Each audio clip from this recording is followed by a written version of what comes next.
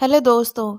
इस वीडियो में हम 3 एसबीआई के म्यूचुअल फंड के बारे में बात करेंगे जो आज की डेट में सबसे ज़्यादा रिटर्न दे रहे हैं। अगर आप म्यूचुअल फंड में इन्वेस्टमेंट की जर्नी को शुरू करने की सोच रहे हैं तो आपको ये भी पता होना चाहिए कि यहाँ पर कब तक और कितना रिटर्न आपको मिलने वाला है। इसमें आप 2 तरीके से इन्वेस्टमेंट शुरू कर सकते हैं। अगर आप चाहें तो हर महीने अपनी कुछ स्मॉल सेविंग का हिस्सा इन्वेस्ट कर सकते हैं। वहीं अगर आप चाहें तो एक साथ बड़ा कैपिटल इन्वेस्टमेंट में लगा सकते हैं। इसमें आपका पैसा आपकी इच्छा तब हो बाहर निकाल सकते हैं। इसमें आप चाहें तो पहले साल के अंदर ही आप अपना पैसा बाहर निकाल सकते हैं और अगर आप चाहें तो आज के 20 साल या 30 साल के बाद भी आप अपना पैसा बाहर निकाल सकते हैं। इसमें टाइम की भी कोई लिमिट नहीं होती है। वहीं इसमें रिटर्न के बारे में बात करें तो अगर आप कम रिस्क उठाकर इन्वेस्टमेंट करते हैं तो भी आपको हर साल 15% के आसपास का रिटर्न मिल ही जाता है। तो आगे आज के टॉप फर्स्ट म्यूचुअल फंड के बारे में बात करेंगे। फर्स्ट है हमारा एसबीआई कॉन्ट्रा फंड। दोस्तों, एसबीआई कॉन्ट्रा फंड को बहुत ही पेशेंस रखने वाले इन्वेस्टर्स की नीड होती है। इसका रीज़न यही है कि ये फंड उन शेयर में इन्वेस्टमेंट करते हैं जो इस समय खराब परफॉर्मेंस कर रहे हैं। इसलिए इन्वेस्टर्स को तब तक पेशेंसली वेट करने की नीड होती है जब तक कि खराब परफॉर्मेंस के कारण बेअसर ना हो जाए, स्टॉक फिर से मुनाफा कमाना शुरू ना कर दे। अदर फंड में इन्वेस्टमेंट के कंपेयर में एसबीआई कॉन्ट्रा फंड में इन्वेस्टमेंट करते समय इन्वेस्टर को शॉर्ट रिस्क के हाई लेवल को सहन करने के लिए तैयार रहना चाहिए। ये फंड मार्केट के मोशन और बिग शेयर्स का पीछा करने के बजाय उसके वीक सेक्शन पर बेट लगाते हैं। यहाँ इन्वेस्टमेंट करने के लिए इन्वेस्टर को 5 साल से ज़्यादा की इन्वेस्टमेंट ड्यूरेशन की भी नीड होती है। इस मामले में प्रॉम्प्टनेस से काम नहीं चलता। जान लेते हैं एसबीआई कॉन्ट्रा फंड के क्या प्रॉफिट है। दोस्तों, एसबीआई कॉन्ट्रा फंड में अदर इक्विटी या मनी या डेब्ट मार्केट इंस्ट्रूमेंट में 35 से लेकर के 37% तक इन्वेस्टमेंट करने की फैसिलिटी है। इस तरह का रेजिलियंस इन्वेस्टर्स के लिए एक्सट्रीमली यूजफुल साबित होता है, जो रेवेन्यू रिटर्न के स्टडी फ्लो को इंश्योर करते हुए रिस्क और इंस्टेबिलिटी को कम करता है। एसबीआई कॉन्ट्रा फंड ने पिछले 3 से 5 सालों में लगभग 33.89% और 25.62% का स्ट्रॉन्ग एनुअल रिटर्न दिया है। एसबीआई म्यूचुअल फंड में इक्विटी सेगमेंट के तहत क्लासिफाइड फंड को मिनिमम 5,000 का लमसम इन्वेस्टमेंट और मिनिमम 500 का SBI mutual fund SIP investment की ज़रूरत होती है।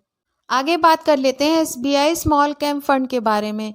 दोस्तों, एसबीआई स्मॉल कैप फंड उन लोगों के लिए एक अच्छा ऑप्शन है जिनके पास हाई रिस्क टॉलरेंस है, जो अपनी होल्डिंग को वैरायटी प्रोवाइड कराना चाहते हैं। इन फंड्स को बेरिश मार्केट के दौरान एक्स्ट्रा ऑर्डिनरी रिटर्न के लिए नोट किया जाता है, लेकिन जब मार्केट में गिरावट आती है तब इन फंड्स पर एडवर्स इफेक्ट पड़ सकता है। आपका इन्वेस्टमेंट पोर्टफोलियो अपने कुछ रिसोर्सेज को top small cap mutual fund में अलॉट करने से आप फ़ायदा उठा सकते हैं। SBI small cap fund direct growth investors के लिए डिज़ाइन किया गया है, जिनके पास मिनिमम 5 से 7 सालों के लिए इन्वेस्टमेंट हॉरिजन है। आपको एसेट क्लास के नेचर के लिए अपने इन्वेस्टमेंट्स में शॉर्ट टर्म के लिए खुद को तैयार करना चाहिए। फंड का performance S and P BSE 250 small cap index TRINR के बेंचमार्क में रूप में मेजर्ड किया जाता है। SBI small cap fund direct growth में इन्वेस्टमेंट करने के लिए क्या फ़ायदे होते हैं। SBI small cap growth direct plan में पिछले सालों में 5.5%, पिछले 3 सालों में 28.8% और पिछले 5 सालों में 12.9% और प्लान के एस्टेब्लिशमेंट के बाद 25.6% तक का रिटर्न दिया है। स्मॉल कैप म्यूचुअल फंड आपकी होल्डिंग्स को प्रोवाइड डाइवर्सिटी और एवरेज से ज़्यादा रिटर्न एक्वायर्ड कराने का एक अद्भुत तरीका तय करता है। SBI small cap fund direct growth और हाई वैल्यू पोर्टफोलियो बफर के रूप में काम कर सकता है, लेकिन तभी जब आप रीजनेबल रिस्क लेना चाहते हैं।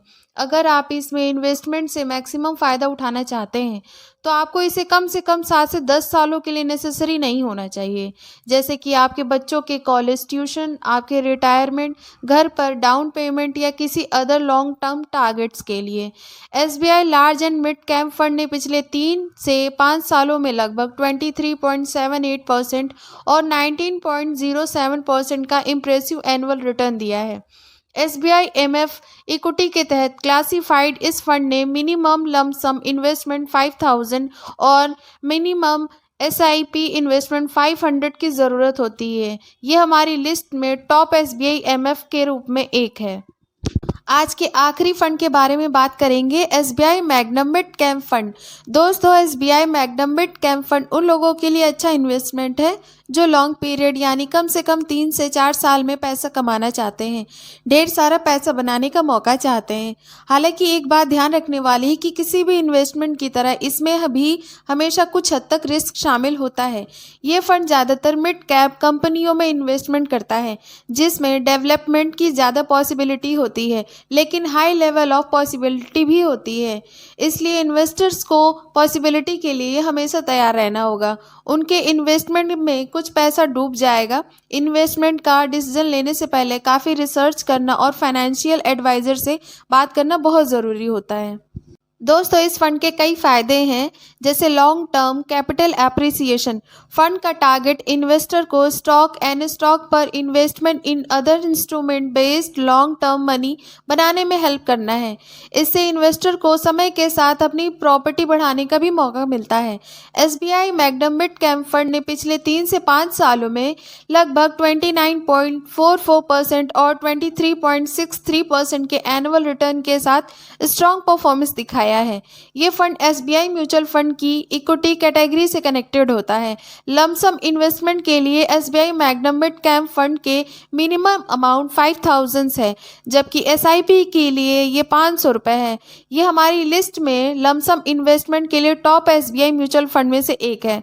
जबकि आप अपनी SIP की प्लानिंग करते हैं तो आपके दिमाग में ये बात हमेशा रहती होगी कि सबसे अच्छे फंड कौन से हैं, तो SBI म्यूचुअल फंड बेस्ट है। इसलिए मैंने आपको 3 SBI फंड के बारे में अच्छे से एक्सप्लेन किया। मैंने आपको SBI Contra fund, SBI small cap fund और SBI मैग्नम फंड के बारे में जानकारी दी। कंटिन्यूएड ग्रोथ के लिए मार्केट के रुझान और फंड परफॉर्मेंस की निगरानी में एक्टिव रहना सबसे पहले SIP प्लान की खोज और माइक्रो प्रोसेस होता है, जिसमें पर्सनल रिस्क टॉलरेंस और इन्वेस्टमेंट हॉरिजन पर ध्यान देने की ज़रूरत होती है। ये इन्फॉर्मेशन प्रोस्पेक्टिव इन्वेस्टर्स को उनके स्पेसिफिक रिक्वायरमेंट के अकॉर्डिंग फ्लेक्सिबल पोर्टफोलियो बनाने में सशक्त बनाता है। इसे डायनेमिक फाइनेंशियल लैंडस्केप में नॉलेजेबल है। SBI म्यूचुअल फंड और लॉन्ग टर्म के SIP के लिए उनके सूटेबल के बारे में जानकारी से लेस इन्वेस्टर्स स्ट्रैटेजिक और इंफॉर्मेशन इन्वेस्टमेंट जर्नी को बढ़ावा देते हुए कॉन्फिडेंस एंड क्लैरिटी के साथ मार्केट की कॉम्प्लिकेशन से निपट सकते हैं। तो दोस्तों, आज का हमारा ये टॉपिक यहीं पे समाप्त होता है। हम उम्मीद करते हैं कि आज का हमारा ये टॉपिक आपको पूरी तरह समझ आ गया होगा। अगर फिर भी कोई कन्फ्यूजन रहती है तो मुझे कमेंट करें। वीडियो अगर समझ में आया, अगर अच्छा लगा तो वीडियो को लाइक करें, चैनल को सब्सक्राइब करें। मिलते हैं नेक्स्ट वीडियो में। जय हिंद।